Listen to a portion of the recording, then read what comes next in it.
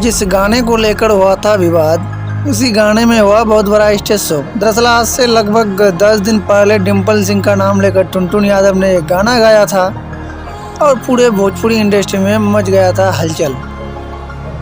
आप देख सकते हैं कि फैंस उसी गानों को सुनने के लिए इतना ज़्यादा उत्सुक हैं। पहले आप उस वीडियो को देखिए, बात करते हैं।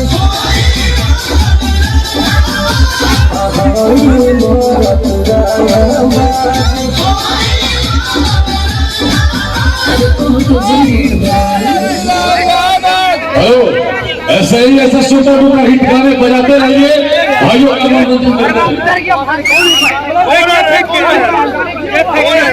भाई कलाकार आराम से मजा लीजिए, कलाकारों को खींचिए मत, ये सभी कलाकार आपके हैं।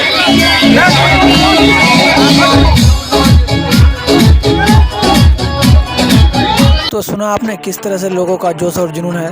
सो फिलहाल यही अपडेट है। अगर चैनल में नए हो तो चैनल एक्सपर्ट बिहार को सब्सक्राइब करके बेल आइकन भी प्रेस कर दीजिएगा। Thank you.